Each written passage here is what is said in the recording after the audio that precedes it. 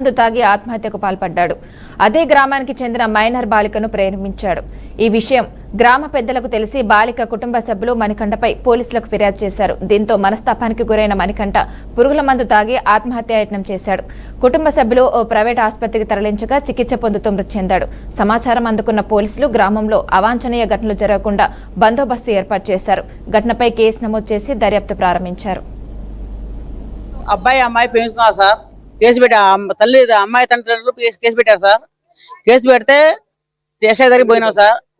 పోతే పెద్ద మనుషులు పోయి మా అమ్మాయి తండ్రికి పోయి మాట్లాడుకోండి సార్, కేసు లేకుండా చేస్తాం సార్ అన్నారు.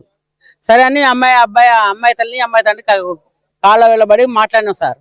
మాట్లాడితే ఆ అబ్బాయి తండ్రి ఏమన్నా అంటే నాదేం లేదు అబ్బాయి, మొత్తం మా బావమర్దే లేదు సార్, బావమర్దే ఉంది మొత్తం, ఆయన కేసు పెట్టిండు. నరసింహారావు జరపలా నరసింహారావు కేసు పెట్టింది సార్, ఆయన ద్వారా పోయి బట్లాడిని చెప్పిండు.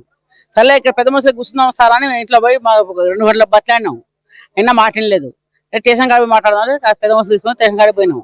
స్టేషన్ కాడికి పోయి మాట్లాడితే వాళ్ళు ఏమన్నా అంటే కేసే పెడతాం, మేము ఒక స్టేటే పెడతాం, కానీ మేమైతే రాజీపడం అన్నారు. అయితే పెద్ద మనుషులు ఏమన్నారంటే అయ్యి ఒకసారి చూడండి సార్, చిన్నపిల్లలు ఇద్దరు వయసు లేదు, 2 సంవత్సరాల వయసు ఉంటది, మాట్లాడదాం అన్నారు. అయితే వాళ్ళు కూడా మాట్లాడలేదు సార్. అప్పుడు జరపడానికి అన్నాం సార్, ఈ పిల్లగాడు చేస్తూనే అమ్మాయి చేస్తూ కాలు చేతులు పడతాం, ఇప్పుడే రాజీపడు సార్ అని తల్లి తండ్రికి కాళ్ళ పడిచాం.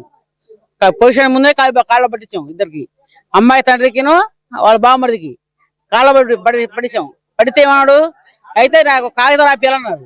ఏమని రాపియాలంటే సంవత్సరం దాకా అమ్మాయికే చూడకూడదు, అమ్మాయి ఫోన్ చేసినా అబ్బాయే తప్పు, అమ్మాయి ఫోన్ చేసినా అబ్బాయి తప్పు, అబ్బాయి ఫోన్ చేసినా అబ్బాయే తప్పు, ఇంటి నుంచి బయట రాకూడదు అన్నారు.